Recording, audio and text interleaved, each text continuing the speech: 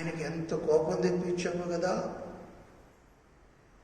సేవకులంగా, పెద్దలంగా, బాధ్యత గల సహోదరులంగా, స్త్రీలుగా, పురుషులుగా, Sunday school టీచర్స్గా, యవనస్తులు, సండే స్కూల్ పిల్లలు, పరిచర్య చేసేవారు అందరూ కూడా ఏ ఒక్కరిలో దేవుడు సంతోషించలేకపోతున్నాడండి. అందుకే మూసే అన్నట్లుగా ఈ లాక్డౌన్ మన కాలంలో చూస్తూ ఉన్నాం. నిజంగా మనము చాలా దుస్థితిలో ఉన్నామండి. గమనిస్తున్నావా సహోదరి, సహోదరుడా? బాబేలు యొక్క మనస్తత్వాన్ని నీవు నేను కలిగి ఉన్నాం. పేరు తెచ్చుకోవాలని చూస్తూ ఉన్నాం. ఎవరికి వారే గొప్పగా చెప్పుకుంటూ ఉన్నాం. కనబడాలని చూస్తూ ఉన్నాం. అంతేకాదు సొంత ఆలోచనలు, సొంత విధానాలతో దేవుణ్ణి సేవించడానికి ప్రయత్నిస్తూ ఉన్నాం. దేవుడిచ్చిన దానికి బదులుగా సొంత దాన్ని మన ఆలోచన ప్రకారం, మన జ్ఞానం చొప్పున తయారు చేసుకున్న దాన్ని పిల్లలు గమనించండి. ఫర్ ఎగ్జాంపుల్, దేవుడు అబ్రహాముకి కుమారుని ఇస్తానని సెలవిచ్చాడు. అయితే తొందరపడి హాగరు ద్వారా ఒక కుమారునికి అంటాడు. దేవుడు అంటాడు, నేను నీకు కుమారుని ఇస్తాను, వాడిని ఆశీర్వదిస్తాను, వాడి ద్వారా భూలోక వంశములను ఆశీర్వదించబడతాయి అంటే అబ్రహాం అంటాడు, ఇష్మాయిల్ని తీసుకొచ్చి వీడిని ఆశీర్వదించు అంటాడు. దేవుడు అన్నాడు, ఇది నువ్వు తెచ్చుకున్నది, ఇది కాదు, నేనిచ్చేది నీకు ఆశీర్వాదకరంగా ఉంటుంది అంటాడు. దావీదు బత్షెబాతో పాపం చేసినప్పుడు జబ్బుపడిన ఒక కుమారుని ఇస్తాడు. వాడిని బ్రతికించమని 7 రోజులు ఉపవాసం ఉండి నేల మీద పడుకొని దావీదు ప్రార్థన చేస్తాడు. అయితే దేవుడు అంటాడు, వీడు కాదు, నేను కుమారుని ఇస్తాను, ఎదిద్యా, నాకు ప్రియమైనది, నాకు ఇష్టమైనది నీకు ఇస్తాను, అది నీకు ఆశీర్వాదకరంగా ఉంటుంది. ఈ దినాల్లో మనం దేవుడిచ్చేదాన్ని విడిచిపెట్టి మనకిష్టమైన దాన్ని తీసుకొస్తున్నాం. మనకిష్టమైన కార్యాలు, మనకిష్టమైన వ్యక్తులు, మనకిష్టమైనటువంటి జీవితాన్ని తీసుకుని దేవుని సన్నిధికి వచ్చి, ప్రభువా ఇది నాకు ఇష్టమైంది, దీన్ని ఆశీర్వదించు అంటున్నాం. ఇదంత తప్పండి, ఇదంత పొరపాటు, ఇదంతా అజ్ఞానము, అవిధేయతతో కూడుకున్న జీవితాలు ఇవి. అందుకే దేవుడు అంటున్నాడు, పిల్లరా నా సన్నిధికి నిన్ను ఎవడు రమ్మన్నాడు. ఇంత ప్రేమ చూపిన దేవుడు ఎంత కోపాన్ని ప్రదర్శిస్తున్నాడో ఈ మాటల్లో మనం చూస్తున్నాం. నీలో నాలో ఉన్న బాబేలు యొక్క మనస్తత్వం, బాబేలు లాంటి జీవన విధానం, ఇవి ప్రభువుకి ఎంతో కోపాన్ని తెప్పించినవిగా ఉంటున్నాయి. మరి ప్రకటన గ్రంథం 19వ అధ్యాయం 1వ వచనంలో చూసినట్లయితే, ప్రభువును స్తుతించుడి, రక్షణ, మహిమ, ప్రభావాలు మన దేవునికే చెల్లలు. రక్షణ మన దేవుడిదే, మహిమ కూడా మన దేవుడికే చెల్లాలి, ప్రభావం కూడా, బలము, శక్తి ఆయనకే చెల్లాలి. ఆయనకే బలవంతుడైన దేవుడు, శక్తివంతుడైన దేవుడు. మానవుడికి బలము లేదు, మానవుడికి శక్తి లేదు. ఇప్పుడు చూస్తున్నాం, ఈ వైరస్ భయంకరంగా మనుషులకు నష్టం కలిగజేస్తుంది. మరి అధికారులు, శాస్త్రవేత్తలు ఎంతోమంది ప్రయత్నిస్తున్నారు, శ్రమ పడుతూ ఉన్నారు, క్రైమ్ చెల్లిస్తూ ఉన్నారు. కానీ దీన్ని కట్టడి చేయలేకపోతూ ఉన్నాం. దీన్ని కట్టడి చేసేటువంటి శక్తి మానవుడికి లేదండి. దేవుడు ఒక్కడే దీన్ని చేయగలుగుతాడు. ఆ శక్తి దేవునికే ఉంది. దేవుడు జ్ఞానం ఇస్తే మానవుడికి మెడిసిన్ కనుగొనగలుగుతాడు. ఆ మెడిసిన్ ద్వారా ఈ వ్యాధి స్వస్థపరచబడుతుంది. పిల్లరా, రక్షణ ఆయనదే, మహిమ ఆయనదే, ప్రభావము ఆయనదే. మన జీవితంలో దేవుడు మాత్రమే మహిమ పొందవలసిన వాడిగా ఉంటూ ఉన్నాడు. చూడండి, మొదటి దినవృత్తాంతములు 29వ అధ్యాయము, మొదటి దినవృత్తాంతాలు 29వ అధ్యాయము 11వ వచనాన్ని చూసినట్లయితే, యెహోవా భూమి ఆకాశముల యందుండు సమస్తమును నీ వశము, మహత్యమును, పరాక్రమమును, ప్రభావమును, తేజస్సును ఘనతయు నీకే చెందుచున్నవి.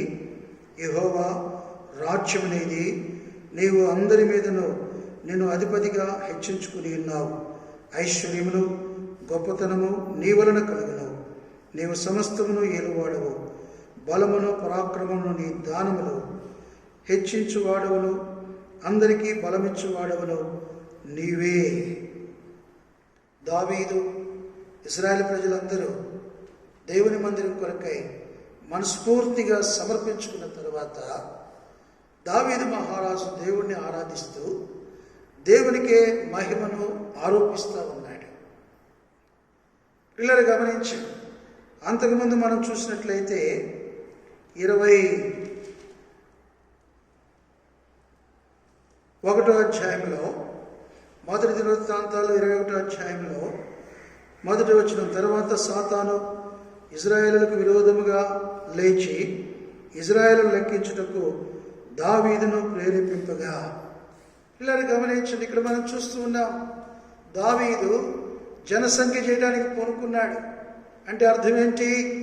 తనెంత పరాక్రమవంతుడు, తన రాజ్యం ఎంత విస్తరించిందో, తన యొక్క ఘనత ఎంతో, తన ప్రభావం ఎంతో లోకమంతా తెలుసుకోవాలనే ఉద్దేశంతో సాతాను యొక్క ప్రేరేపణ చేత జనసంఖ్యను చేయటానికి మొదలుపెట్టాడు, కానీ ముగించలేకపోయాడు. యోవాబు అడ్డగించాడు, కానీ రాజాజ్ఞ కదా, యోవాబు ఏం చేయలేకపోయాడు. ఇది ప్రజలకు ఎంతో నష్టాన్ని తీసుకొచ్చింది.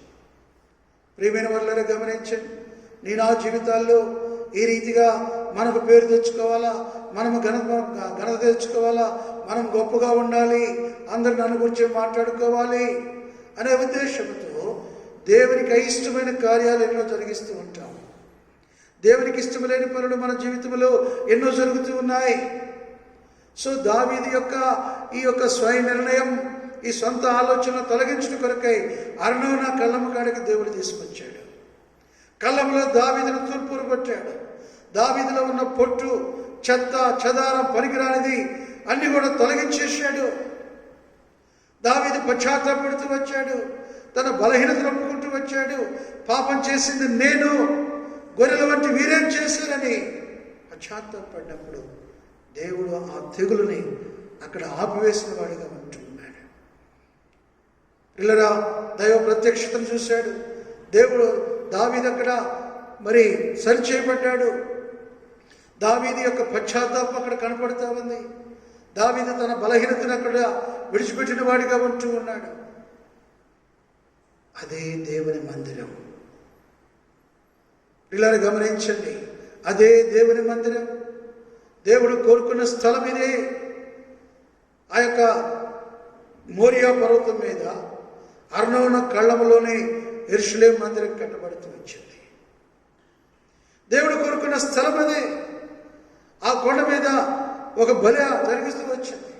ఆ కొండ మీద ఒక మనుషుడు, ఆ స్థలంలో ఒక మనుషుడు సమకూర్చబడుతూ వచ్చాడు.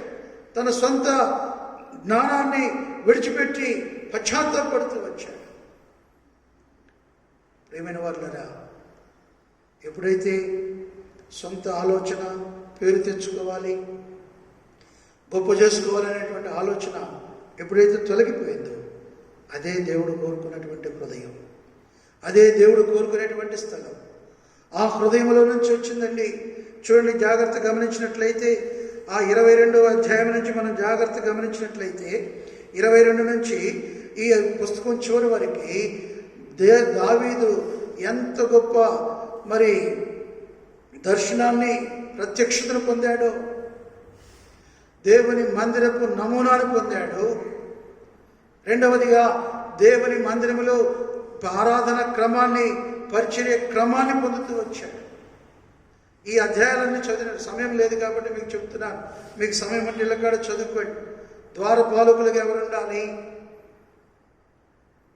యాజకులుగా ఎవరుండాలి, గాయకులుగా ఎవరుండాలి, ధనాధారం మీద ఎవరుండాలి. ప్రియమైన వారులారా, ఈ యాజక ధర్మం అంతా రాస్తూ వచ్చాడు. ఎంత గొప్ప సంగతి ఆలోచించండి. స్వయంతో అతిశయించి సాతాను యొక్క ప్రేరేపణ చేత జనాన్ని లెక్కించినప్పుడు దావీదు హృదయంలో ఒక రకమైన గర్వం కనపడుతూ ఉంది. సొంత నిర్ణయం, పేరు తెచ్చుకోవాలనే ఆ మనస్తత్వం కనపడుతూ ఉంది. అర్నోన కళ్ళములు ఎప్పుడైతే దాన్ని సరి చేసుకున్నాడో, ఇప్పుడు మందిరం యొక్క నమూనాను పొందాడు, ఆ ప్రత్యక్షతను పొందాడు. దేవుని మందిరంలో దైవ ఆరాధన క్రమాన్ని రాశాడండి. ఎవరెవరికి ఏ బాధ్యతలు అప్పగించాలో రాశాడు. పాటలు రాసేదెవరు, గాయకులు ఎవరు, వాద్యాలు వాయించేదెవరు, ద్వారపాలకులు ఎవరు, బల్లకాడ పరిచయం చేసేదెవరు, యాజకుడు ఎవరు, పిల్లరా ప్రతిదీ కూడా కట్టెలు కట్టేవారెవరు, నీళ్లు చేదేవారెవరు, ఎవరి ధర్మం వాళ్ళకు రాసి పెట్టాడు. అంత మాత్రమే కాదు, చివరిగా తన మందిరం, దేవుని మందిరం నిర్మించిన నిమిత్తమై కావలసినటువంటిది దావీదు తన సొంత దాన్ని, బంగారాన్ని ఇచ్చాడు. ఆయన మందిరం కొరకు కొంత సంపాదించాడంట. అదిగాక దేవుని మందిరం మీద ఉన్న మక్కువ చేత పిల్లలు గమనించండి, తన సొంత దాంట్లో కూడా చాలా వేల కొలది మణుగుల బంగారం, వెండి, ఇనుము, ఇత్తడి, కర్ర ఇవన్నీ కూడా దేవుని మందిరానికి ఇచ్చిన వాడుగా చూస్తూ ఉన్నాం. అంత మాత్రమే కాదు, ఆయన ఇవ్వటమే కాకుండా ప్రజలను ప్రోత్సహించాడు. ఈ దినమున మనస్ఫూర్తిగా దేవుని మందిరానికి ఇచ్చేవారు మీలో ఎవరైనా ఉన్నారా? ఒక సవాల్ విసిరాడండి. ప్రజలు ప్రేరేపించబడ్డాడు, ప్రోత్సహించబడ్డారు. వాళ్ళు కూడా విస్తారమైనటువంటి బంగారం, వెండి, ఇత్తడి, కర్ర ఇవన్నీ తీసుకొని దేవుని మందిర నిర్మాణానికి అర్పిస్తూ వచ్చారు. అప్పుడు వారు దేవునికి మహిమ చెల్లిస్తూ వచ్చారు. ప్రియ సహోదరి సహోదరుడా, పేరు తెచ్చుకోవాలనే మనసు నీలో ఉంటే, నీ సొంత ఆలోచనలతో ఉన్నట్లయితే, సొంత నిర్ణయాలతో ప్రభువును వెంబడిస్తూ ఉన్నట్లయితే నీ ద్వారా ప్రభువుకు మహిమ రాదండి. నువ్వు దేవునికి నీ జీవితం ద్వారా మహిమ కలగ చేయలేవు. నీ సొంత నిర్ణయాన్ని విడిచిపెట్టు, స్వనీతిని విడిచిపెట్టు. పేరు తెచ్చుకోవాలా, గొప్పగా ఉండాలా, నేనే అన్నట్టుగా నీ జీవితం ఉన్నట్లయితే నీ ద్వారా దేవునికి మహిమ కలగదు. దైవ ప్రత్యక్షత పొందలేవు. దైవ క్రమం, ఆరాధన క్రమం, పరిచర్య క్రమం నీకు అర్థం కాదు.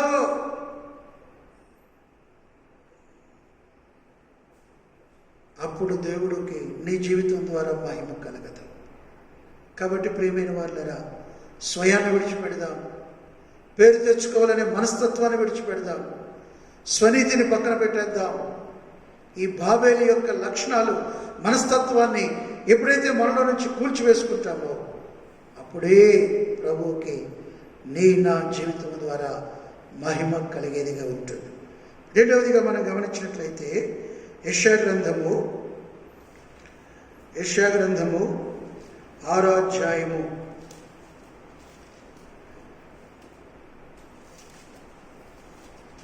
6వ అధ్యాయం 1వ వచనాన్ని మనం చూసినట్లయితే, రాజైన ఉజ్జియా మృతి పొందిన సంవత్సరమున అత్యున్నతమైన సింహాసనమందు ప్రభు ఆసనుడై ఉండగా నేను చూచితిని. ఆయన చొక్కాయి అంచులు దేవాలయమును నిండుకొనెను. యెషయా ప్రవక్త రాస్తూ ఉన్నాడు, రాజైన ఉజ్జియా మృతి పొందిన సంవత్సరమున అత్యున్నతమైన సింహాసనమందు ప్రభు ఆసనుడై ఉండగా నేను చూచితిని.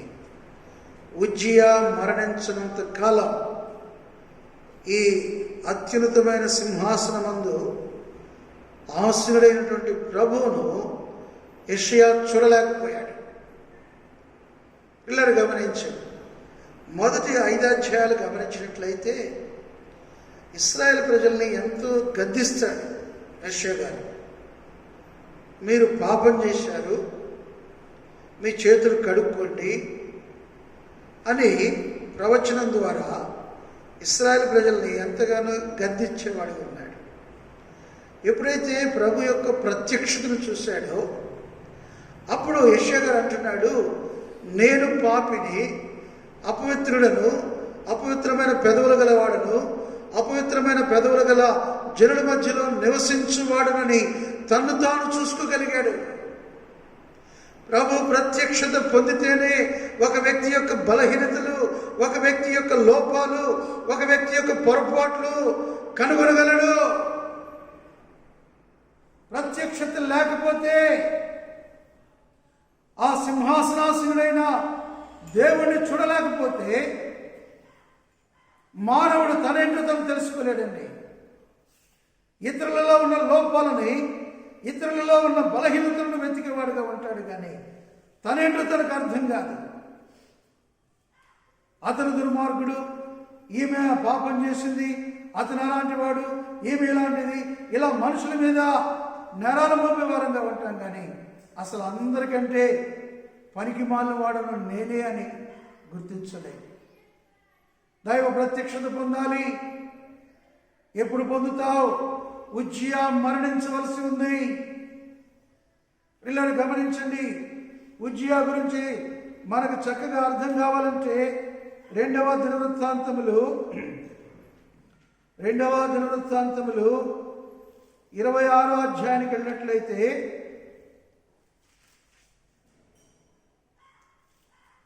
రెండవ దినవృత్తాంతాలు 26వ అధ్యాయంకి వెళ్ళి 16వ వచనం నుండి చూసినట్లయితే అక్కడ ఈ అధ్యాయం అంతా కూడా ఉజ్జియా గురించి రాయబడిందండి. ఉజ్జియా రాజు అయినప్పుడు చాలా చక్కగా దేవుడిని అనుసరిస్తూ వచ్చాడు, దైవ కార్యాలు జరిగిస్తూ వచ్చాడు, ఉన్నత స్థలాలు పడగొట్టాడు, విగ్రహాలు పడగొట్టాడు, దేవునికి అనుకూలంగా జరిగిస్తూ వచ్చాడు. అయితే ఒక కాలం వచ్చింది, ఉజ్జియా జీవితంలో కలిగినటువంటి ఆ యొక్క జయాలను బట్టి, తనకు కలిగిన ఆశీర్వాదాలను బట్టి, తనకు కలిగినటువంటి ఆ యొక్క సమస్తాన్ని బట్టి ఆ మనుషుడు గర్వించిన వాడిగా ఉన్నాడు. 16వ వచనంలో, అయితే అతడు స్థిరపడిన తర్వాత అతడు మనస్సును గర్వించి చెడిపోయాను. అతడు ధూపపీఠం మీద ధూపం వేయుటకై యెహోవా మందిరంలో ప్రవేశించి తమ దేవుడైన యెహోవా మీద ద్రోహము చేయగా. చూసారా, ధూపపీఠం మీద ఎక్కి ధూపం వేయవలసింది యాజకులు, లేవీయులు, అహరోను సంతతి వారు. అది దేవుడు వారికి ఇచ్చినటువంటి పరిచర్య. పిల్లలు గమనించండి, అయితే రాజుగా అధికారం లేదండి. రాజు రాజ్య పరిపాలన చేయాలి, కానీ రాజు ధూపపీఠం మీద బలిపీఠం మీద ఎక్కి పరిచర్య చేసే అధికారం రాజుకు లేదండి. అయితే ఈ ఉజ్జియా అనేటువంటి రాజు, పిల్లలు గమనించండి, మనసును గర్వించిన వాడై, గర్వించి అతిశయించి ఆ ధూపపీఠం మీదకి ఎక్కి ధూపం వేయడానికి సాహసించాడు. యాజకులు చూసి ధైర్యం చేసి రాజు దగ్గరకు వచ్చి, ఓ రాజా, నీ పని కాదిది, నువ్వు రాజ్య పరిపాలన చేయవలసిన వాడవే, ధూపపీఠం మీద ధూపం వేయవలసింది లేవీలు, యాజకులు, అహరోను సంతతి వారు, ఇది నీ పని కాదు అన్నప్పుడు యాజకుల మీద కోప్పడ్డాడు. యాజకుల మీద కోప్పడుతూ వచ్చాడు. నన్నంటారా, నేను రాజుని, నేను ఇన్ని గొప్ప కార్యాలు జరిగించాను, ఇంతగా దేవుడిని సేవిస్తూ ఉన్నాను, దేవుడికి అనుకూలంగా చేశాను, నాకు ధూపం వేసే అధికారం లేదంటావా? ఈనాడు సంఘాల్లో కూడా ఇదే ఉందండి. నేను ఆరంభం నుంచి ఉన్నాను, దేవునికి ఎంత చేశాను, దేవునికి అంత చేశాను, నేను ఇలాంటి వాడను, నాకు హక్కు లేదా, నేను పాటలు పాడకూడదా, నేను వర్తమానం ఇవ్వకూడదా, నేను బలపరచకూడదా, నేను పరిచయం చేయకూడదా, నేను సువార్త చెప్పకూడదా? దేవుడు ఇవ్వని దాన్ని కోరుకున్నవాడు ఉజ్జియా. ఈ దినాల్లో సాటి విశ్వాసులు, రకరకాల ప్రజలందరూ కూడా దేవుడు తనకివ్వని పరిచర్యను ఆశించి ఎంతో కలవరాన్ని కలిగిన వారుగా ఉంటున్నారు. పిల్లలు గమనించండి, ఇంకా ముందు చదివినట్లయితే అలా తిరుగుబాటు చేస్తుండే 19వ వచనం, ఉజ్జియా ధూపం వేయుటకు ధూపార్తిని చేత పట్టుకొని రౌద్రుడై యాజకుల మీద కోపము చూపెను. యెహోవా మందిరములో ధూపపీఠము ప్రక్క అతడు ఉండగా యాజకులు చూచుచున్నప్పుడు అతని నొసట కుష్ఠరోగము పుట్టెను. పిల్లలు గమనించి, ఎప్పుడైతే యాజకుల మీదకి తిరుగుపట్టాడో, యాజకుల మీద కోపం పడుతూ వచ్చాడు, నొసట కుష్ఠరోగం పుట్టింది. భయపడిపోయాడు. వెంటనే అక్కడ పడేసి బయటకు వచ్చేసాడు. ఇక అక్కడి నుంచి ప్రత్యేకంగా ఉండి చనిపోయేంత వరకు మళ్ళా ఉజ్జియా దేవుని మందిరంలోకి రాలేదు. గర్వము. పిల్లరా, ఈ ఉజ్జియా మరణించాల. నీలో నాలో ఉజ్జియా లక్షణాలు ఉంటాయి. ఆత్మీయ స్థితిని బట్టి ఎన్ని ఆరంభం నుంచి ఉన్నానని మనకు దేవుడు ఇచ్చినటువంటి తలాంతులను బట్టి గర్విస్తాం. ఆత్మీయ గర్వం, స్పిరిచువల్ ప్రౌడ్నెస్, ఇదే ఉజ్జియా యొక్క మనస్తత్వం. ఈ ఉజ్జియా మరణించాలి నీలో నాలో. అప్పుడే దైవ ప్రత్యక్షత పొందగలుగుతాం. అప్పుడే దేవునికి మహిమ కలిగేదిగా మనం చూడగలుగుతాం. ఉజ్జియా మరణించినంత కాలం ప్రియమైన సహోదరి సహోదరులారా, మనలో దైవ ప్రత్యక్షత కలగదండి. గర్విష్ఠులుగానే ఉంటాం, అతిశయించే వారంగానే ఉంటాం, హెచ్చించుకునే వారంగా ఉంటాం. నీ జీవితం ద్వారా, నా జీవితం ద్వారా దేవునికి మహిమ కలగదు.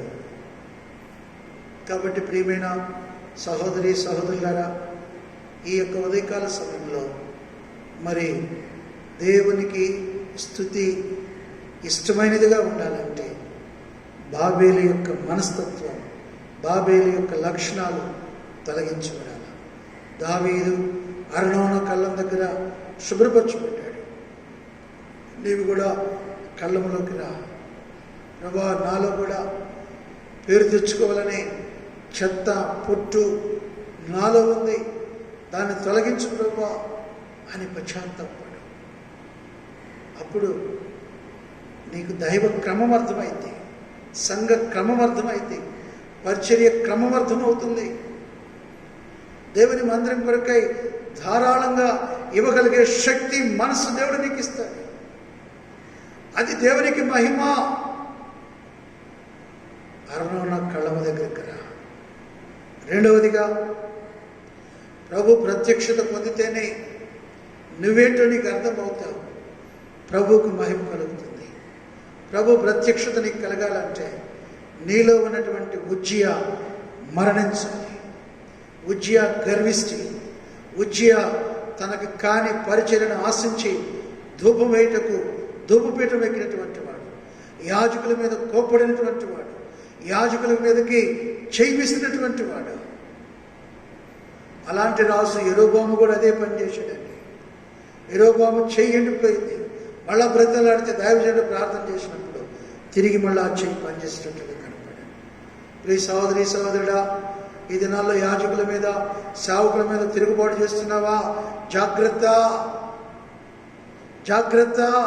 కోరి కోరి నష్టాన్ని తెచ్చుకోమాక. గర్వించొద్దు, అతిశయించొద్దు, హెచ్చించుకోవద్దు. ఉజ్జియా వంటి లక్షణాలు, ఉజ్జియా అంటే స్వభావాన్ని కలిగి జీవించొద్దని దేవుని పేరిట నీకు మనవి చేస్తూ ఉన్నా. అది నీకు నీ కుటుంబానికి ఎంతో నష్టాన్ని కలగజేస్తుంది. ఉజ్జియా బ్రతికినంత కాలం ప్రత్యేకంగా ఉంటూ వచ్చాడు. దేవుని మందిరానికి రాలేకపోయాడు. ఆడు చచ్చినాకే యెషయాకి దర్శనం కలిగింది, ప్రత్యక్షత కలుగుతూ వచ్చింది. కాబట్టి ఈ మధ్యాహ్నకాల సమయంలో బలలో పాలు పొందవలసినటువంటి మనం ప్రభువుకి మహిమ తీసుకొచ్చే వారంగా ఉండాలి, కానీ ప్రభువుకి అవమానం తీసుకొచ్చే వ్యక్తులంగా ఉండకూడదు. మూడో విషయాన్ని చూద్దాం. మత్తయి సువార్త 15వ అధ్యాయము. మత్తయి సువార్త 15వ అధ్యాయము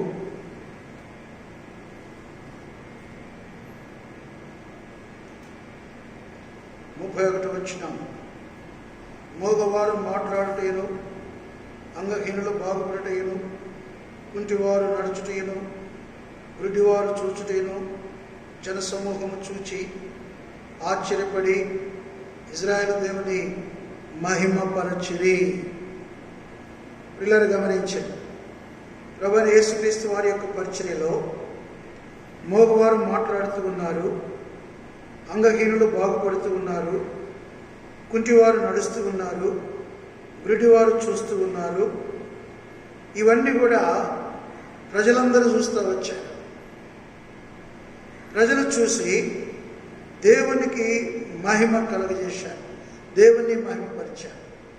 ప్రియమైన సహోదరి సహోదరుడా, ప్రభువైన యేసుక్రీస్తు వారి పరిచర్యలో నీవు నేను కూడా బాగుపడుతూ వచ్చా. గమనించండి, ఒకప్పుడు ఆత్మీయమైన గుడ్డివారం, ఇప్పుడు చూసేవారంగా చేశాడు. ఒకప్పుడు మూగవారం, మాట్లాడేట్లుగా చేశాడు. ఒకప్పుడు కుంటివారం, నడిచేటట్లుగా చేశాడు. అయితే నువ్వు మాట్లాడటాన్ని చూసి, నీవు నడవటాన్ని చూసి, నీవు చూడటాన్ని చూసి ప్రజలు దేవుణ్ణి మహిమపరచాలి. పిల్లలు గమనించండి, నువ్వు ఏ మాటలు మాట్లాడుతున్నావు? ఒకప్పుడు మూగివాడవే, దేవుణ్ణి ఆరాధించడానికి నోరు వచ్చేది కాదు, ఆరాధించే మాటలు మనకు తెలిసేవి కాదు, దేవుని గురించినటువంటి మాటలు మన నోరు ఉచ్చరించేది కాదు. బూతులు, చెడ్డ మాటలు, వ్యర్థమైన మాటలు, అబద్ధపు మాటలు, వాడి మీద ఈడు మీద వాడు, సాడీలు, సొల్లు మాటలు చెప్పేటువంటి నోరిది. మరి ఈ దినాన ఈ నోటిని దేవుడు తెరిచాడు కదా, ఈ నోటి గుండా ఏ మాటలు వస్తున్నాయి? నీ మాటలు ప్రజలు ప్రభువును మహిమపరిచేటట్లుగా ఉన్నాయా? నీ మాటలు విన్నటువంటి వారు నీ దేవుణ్ణి అవమానపరిచేటట్లుగా ఉన్నాయా? పిల్లలు గమనించు, మేలుకరమైన మాటలు వస్తున్నాయా? ఇతరులకు క్షేమం కలుగజేసే మాటలు వస్తున్నాయా? నీ మాటలను బట్టి ఇతరులకు నష్టం కలుగుతుందా? నీ మాటలను బట్టి ఇతరులు గాయపరచబడి, నొప్పించబడి, అభ్యంతరపరచబడుతున్నట్లయితే నీ నోటి ద్వారా దేవుడికి మహిమ లేదండి. ఆ మనుషుడు నోరు తెరిస్తే చాలా ఎందుకులన్నా ఈ చెప్పకూడదులే ఆ మాటలు అంటారు కొంతమంది. సగం చెప్పి సగం ఆపుతారు. పిల్లరా, అంటే అర్థం ఏంటి? ఆ మనుషుడు మాటల ద్వారా ఆ ప్రజలు దేవుణ్ణి మహిమపరచలేకపోతున్నారు. ప్రియమైన వారు గమనించండి, గోదావరి గనిలో దైవజనుడు చెప్పాడు, నేను విన్నా సాక్ష్యం అది. ఆరాధన, ఒక సహోదరి చక్కగా ఆరాధన చేసిందంట. అసలు ఎట్లా అంటే ఆ మాటలంటే ఆ వాక్యానుసారంగా బైబిల్లో ఉన్నటువంటి మాటలు అనుసరించి అలాంటి ఆరాధన చేయటం ఎవరికి చేత కాదు. అంత చక్కగా, అంత మహిమకరంగా ప్రభువును ఆరాధించి, ఆరాధన అయిపోయింది, ఇంటికి వెళ్ళిపోయారు. దైవజనుడు భోజనం చేశాడు. ఎవరో ప్రార్థన చేయాలంటే స్కూటర్ వేసుకొని పోతూ ఉన్నాడు. వీధి కుళాయిలు నీళ్ళు వస్తూ ఉన్నాయి. ఆ నీళ్ళ కాడ చాలామంది గుమికూడి నీళ్లు పట్టుకుంటూ ఉన్నారు. స్త్రీలు కొట్లాడుతూ ఉన్నారు, తిట్టుకుంటూ ఉన్నారు. వాళ్ళల్లో ఒక సహోదరి ఉంది. ఒక వ్యక్తి పక్కన కూర్చొని, పాస్టర్ గారు ఒక్క నిమిషం ఆగండి అన్నాడు. ఈయన ఆ స్కూటర్ ఆపి, ఏంటయ్యా అంటే, అదిగదుగుదుగో పలానా ఆమె మీ మందిరానికి వచ్చామేమో చూడన్నాడు. చూస్తే నిజమే, ఆ మందిరంలో చక్కగా ఆరాధించినటువంటి స్త్రీ ఆమె. చూస్తే ఆమె నోటికుండా పట్టరాని బూతులు,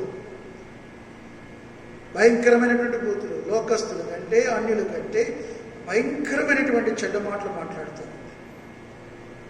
దైవజనుడు ఏం చేయలేక తలకాయ ఉంచుకొని వెళ్ళిపోయాడు. ప్రియమైన వారులారా, అలాంటి వారు ఎంతమంది లేరు దేవుని ప్రజల్లో. ఇళ్లలో భార్యను తిట్టేవారు, భర్తను శాపించేవారు, పిల్లలను దూషించేవారు, ఇంటి పక్క ఉంటే వాళ్ళ మీద కొట్లాడేవారు, చిన్నదాన్ని కూడా ఓర్చుకోలేక, చిన్నదాన్ని కూడా సహించలేక కుక్క మీద పెట్టి, కోడి మీద పెట్టి మరి బూతులు తిట్టేవారు, శాపించేవారు ఎంతమంది లేరండి క్రైస్తవుల్లో. విశ్వాసుల్లో నీ నోటి మాటను బట్టి ప్రభువుకు మహిమ వస్తుందా? నీ మాటలు విని అన్యులు, నీ ఇంటి పక్కన ఉన్నవారు నీ దేవుణ్ణి దూషిస్తూ ఉన్నారా? అలాంటివైతే నీవు సరి చేసుకోవాల్సిన అవసరం ఉంది. పిల్లరా, కళ్ళు గుడ్డివారు కళ్ళు తెరిచాడు.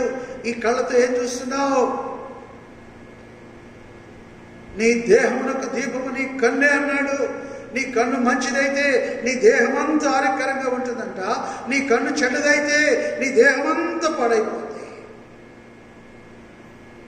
ఈ కంటితో ఏం చూస్తున్నావు? ఒక స్త్రీని చూసినప్పుడు ఈ కంటితో చెడు ఆలోచన, చెడు తలంపు కలుగుతుందా? లేకపోతే మంచి అభిప్రాయం కలుగుతుందా? ఒక పురుషుని చూసినప్పుడు, ఈ కంటితో చూసినప్పుడు చెడు తలంపులు, చెడు కోరికలు ఏమైనా కలుగుతున్నాయా? లేకపోతే మంచి అభిప్రాయాలు కలుగుతున్నాయా? ఈ కళ్ళతో చెడును చూస్తున్నావా, మంచిని చూస్తున్నావా? పిల్లలు గమనించు, నీ కన్ను చూసేదాన్ని బట్టి ప్రజలు నీ దేవుణ్ణి మహిమపరచాలి. అసభ్యకరమైన విషయాలు, అసభ్యకరమైన దృశ్యాలు ఈ టీవీల్లోనూ, సెల్ ఫోన్లోనూ, ల్యాప్టాప్ల్లోనూ, రకరకాల మాధ్యమాల్లో వెచ్చలవిడిగా ఈ దినాల్లో ఇది చోటు చేసుకుంటూ వస్తుంది. కాబట్టి ప్రియమైన వాళ్ళరా, జాగ్రత్త. వల వేస్తున్నాడు. నెట్ అంటే వల. ఈ వలలో మొత్తం ప్రపంచమంతా చిక్కుబడిపోయింది. పిల్లలు మొదలుకొని, పెద్దవారు మొదలుకొని, ముసలోళ్ళు వారికి, స్త్రీలు పురుషులు లేదు, ఈ నెట్లో చిక్కుబడిపోయారు. వాడు లాగుతూ ఉన్నాడు. వలను లాగి చేపలు పడతాను చూసి సంతోషిస్తూ ఉన్నాడంట. ఇది ఎంతవరకు గమనిస్తున్నాం మనం చూసేదాన్ని బట్టి మన దేవుడికి మహిమ రావాలండి.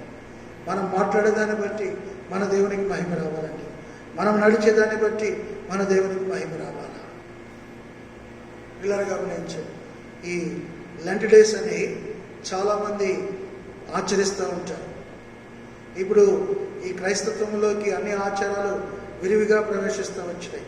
విమర్శించడం కాదు కానీ మాల వేయటం, దీక్ష కొనటం అనేది క్రైస్తత్వంలోకి వచ్చేసి 40 దినాల దీక్ష కొనాలంట, తెల్ల బట్టలు వేసుకోవాలంట, బ్లూ కండవ మీద వేసుకోవాలి, చెప్పులు లేకుండా నడవాలా.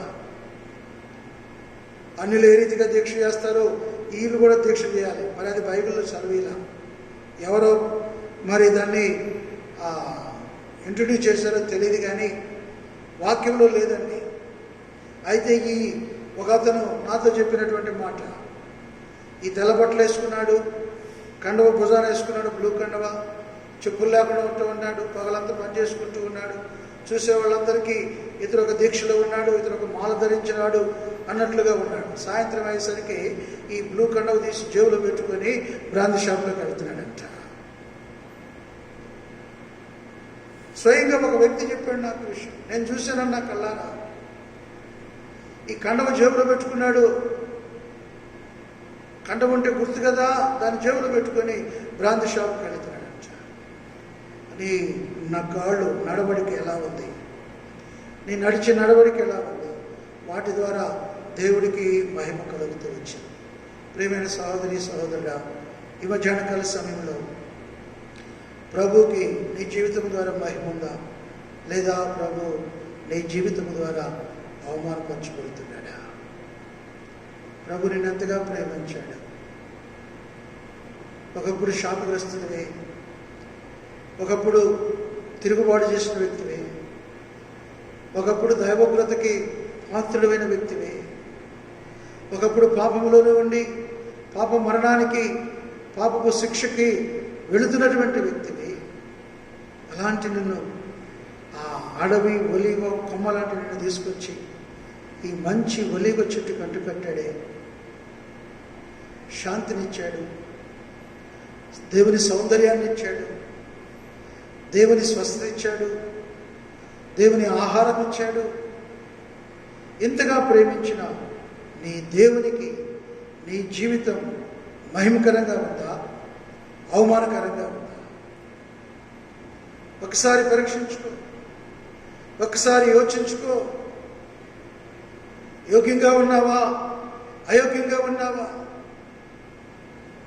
పిల్లరా, దావీదు అరణవన కళ్ళంలో శుద్ధి చేయబడ్డాడు. తర్వాత దేవుని మహిమపరిచాడు. యెషయా దైవ ప్రత్యక్షత పొందిన తర్వాత తనేంటో తను చూసుకోగలిగాడు. ఆ దైవ ప్రత్యక్షతను పొందాలంటే ఉజ్జియా మరణించాలి. ఉజ్జియా యొక్క స్వభావం, ఉజ్జియా యొక్క మనస్తత్వం నీలో నుంచి తొలగిపోవాలి. అప్పుడే దైవ ప్రత్యక్షత పొందుతాం. దైవ ప్రత్యక్షత పొందిన వారి జీవితాలు చాలా ఉన్నతంగా ఉన్నాయి. ప్రత్యక్షత పొందిన వారి జీవితాలు ఆత్మీయ క్షీణతలో ఉన్నాయి. ప్రత్యక్షత అవసరం. ప్రత్యక్షత పొందాలంటే ఉజ్జియా మరణించాల్సిందేనండి. హెజ్కేలు ప్రత్యక్షత పొందాడు, ఇర్మియా ప్రత్యక్షత పొందుతూ వచ్చాడు, యెషయా గారు ప్రత్యక్షత పొందుతూ వచ్చాడు, పౌలు గారు, అట్లనే మోషే గారు, అహరోను, పిల్లలు గమనించండి, యెహోషువ, దావీదు, సమూయేలు, దైవజనుడు భగత్ సింగ్ గారు, మన పితరులు ఎంతోమంది ఆ ప్రత్యక్షతను పొందుతూ వచ్చారు. దర్శనం సంఘ దర్శనం. అందుకే దైవజనుల యొక్క జీవితాలు మహోన్నతంగా ఉన్నాయి, ఆశీర్వాదకరంగా ఉన్నాయి, మహిమకరంగా ఉన్నాయి. ఆ దైవజనుడి జీవితాన్ని బట్టి ప్రపంచమంతా దేవుని మహిమ తెలియజేయబడుతూ వచ్చింది. దైవజనులు ఇచ్చిన సాక్ష్యం, భగత్ సింగ్ గారు ఉన్న కాలంలో దేశ విదేశాల నుంచి వచ్చినటువంటి ప్రజలు హెబ్రోన్లో దేవుని మహిమను చూస్తూ వచ్చారంట. నిజంగా పరలోకము భూమి మీద మేము అనుభవిస్తున్నామనే సాక్ష్యం ఇచ్చి వెళ్ళారంట విదేశీయులు. కారణం ఆ దైవజనుడు పొందిన ప్రత్యక్షత.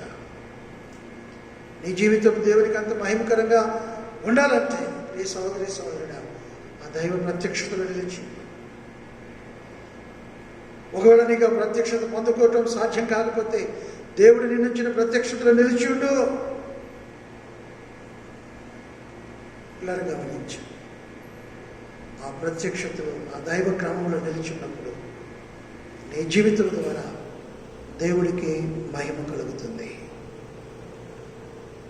నీ జీవితం ద్వారా దేవుడు మహిమపరచబడతాడు. అంతేకాదు, నువ్వు ఆస్వాదించబడటమే కాకుండా అనేకులకి నీ జీవితం ఆశీర్వాదకరంగా ఉంటుంది.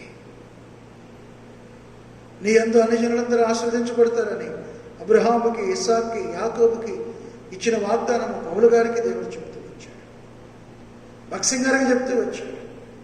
వారి జీవితాలు అలాగే ఉన్నాయి. కొన్ని వందల వేల లక్షల కోట్ల మంది వారిని బట్టి ఆశీర్వదించబడుతూ వచ్చారండి. ఆ దేవుడే కదా నీ దేవుడు, ఆ దేవునికే కదా నువ్వు ఆరాధించేది, ఆ దేవునే కదా మనం పూజించేది, ఆ దేవుని బలలో కదా మనం పాలు పొందేది. మరి మనం ఎందుకు ఆశీర్వాదకరంగా లేవు? మన జీవితాలు ఎందుకు నష్టకరంగా ఉన్నాయి? మనల్ని బట్టి ఎవరికి మేలు జరగకుండా ఉందే? సహోదరి సహోదరుడా, ఈ మధ్యాహ్న కాల సమయంలో ఒకవేళ నీ జీవితం ఎలా ఉన్నట్లయితే ఇది నువ్వు పరీక్షించుకోవాల్సిన సమయం. నిన్ను నువ్వు పరీక్షించుకోవాల్సినటువంటి సమయం ఇది.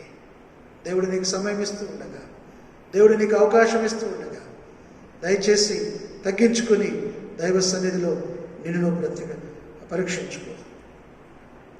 ఈ 3 సందర్భాల్లో చెప్పబడిన అంశాల్లో ఏదైనా నీ జీవితంలో ఉండి ప్రభువా తొలగించమని పశ్చాత్తాపడు, లేదా ఒక 3 సందర్భాలు 3 విషయాలు నీ జీవితంలో కనబడుతున్నాయా? అయితే పశ్చాత్తాపడు, కన్నీరు కార్చు, శుద్ధి చేయమని అడుగు, తిరిగి సమకూర్చబడమని అడుగు. దేవుణ్ణి నువ్వు ఆశీర్వదించబడతావు. నీ ద్వారా అనేకులకి ఆశీర్వాదకరం కలుగుతుంది. అదే కదా క్రైస్తవ జీవితం యొక్క ఉద్దేశం. మనల్ని బట్టి మనమున్న సంఘంలో, మనమున్న ప్రాంతంలో, మన విలేజ్లో, మన రాష్ట్రంలో, మన దేశంలో మనల్ని బట్టి ఆశీర్వాదం కలగాలండి. మనల్ని బట్టి దీవెన కలగాలండి. సమూయేలు ఉన్నంతకాలం ఇశ్రాయేలు ప్రజలకి ఆశీర్వాదం, శత్రువు మళ్ళా వెనక్కి తిరిగి చూడలా. ప్రియమైన వాళ్ళరా, ఇది క్రైస్తవ జీవితం యొక్క ముఖ్య ఉద్దేశం. అంతేకాని మనల్ని బట్టి నష్టపడకూడదండి. ఇంకా చాలా విషయాలు ఉన్నాయి. ఒక్క విషయం చూసి ముగిస్తాం. పిల్లరా, అపోస్తల కార్యంలో 4వ అధ్యాయం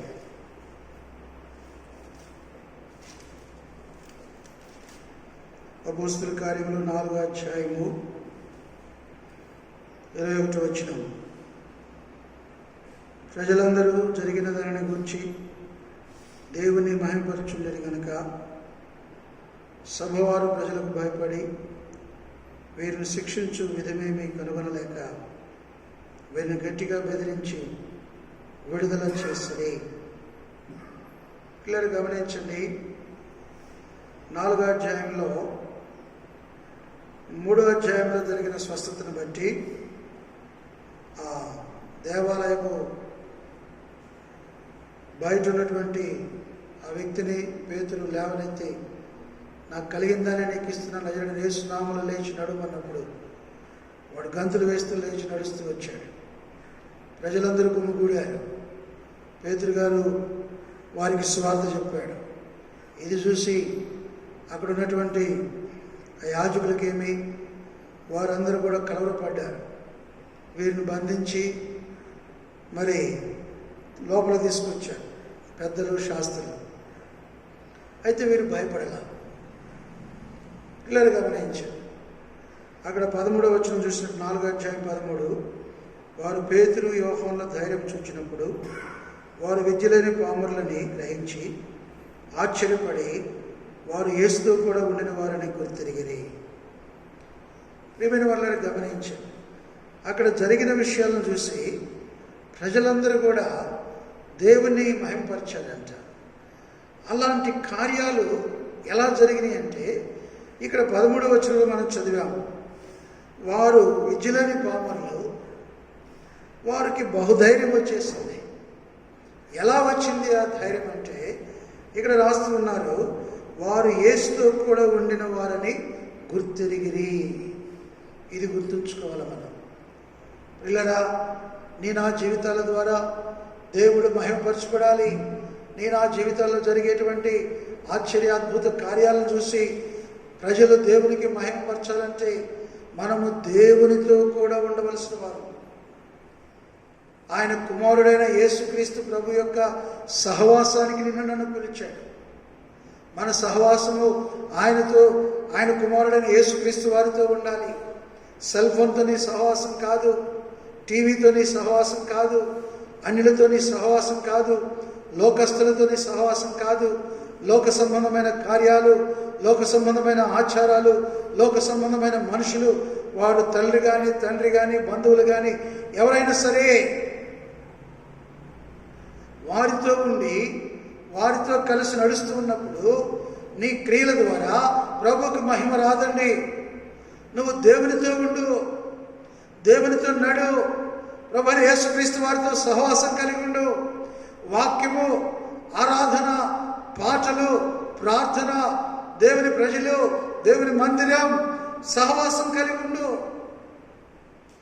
నువ్వేం చేస్తున్నా లింకు దేవునితో నీతో ఉండాలి, కానీ నీ మనసు ఇంక వేరే దాని మీద వెళ్ళకూడదండి. పని చేసుకో, ఉద్యోగం చేసుకో, ఇంట్లో పనులు చేసుకో, పొలం పని, కూలి పని, దేనికైనా వెళ్ళు. ఏ పని చేస్తున్నా కానీ ఈ మనసు ప్రభుతో కాంటాక్ట్ అయి ఉండాలి. భగత్ సింగ్ గారు చెప్పేవాడు, ఆయన ఉద్యోగం లేని స్థితిలో ఒక వంట చేయటం అనేది ఒక పని దొరికింది ఆయనకి. భారతదేశం నుంచి వచ్చినటువంటి వారికి ఒక 50 మందికి వంట చేయాలని చెప్పారు. ఆయనకి వంట రాదు. ప్రార్థన చేసుకున్నాడు, ఉల్లిపాయలు కోస్తూ ఉన్నాడు, పచ్చిమిరపాయలు కోస్తూ ఉన్నాడు, కూరగాయలను కోస్తూ ఉన్నాడు. ఉల్లిపాయలు కోసేటప్పుడు ఆ పవర్కి కళ్ళల్లో నీళ్ళు వచ్చాయంట. అప్పుడు ప్రభు మాట్లాడుతూ ఉన్నాడంట, పరిచర్యలో ఇలాంటి కళ్ళమ్మటి నీళ్లు తెప్పించేవారు ఉంటారు, పచ్చిమిరకాయలు కోస్తున్నప్పుడు ఇలా మంట పుట్టించేవారు ఉంటారు. పిల్లలు గమనించండి, ఆయన చేస్తున్నటువంటి ప్రతి పనిలో దేవుడితో మాట్లాడేవాడంట. ప్రార్థన చేసి కూర వండితే అది అమోఘమైనటువంటి టేస్ట్ వచ్చేసింది. చెన్నైలో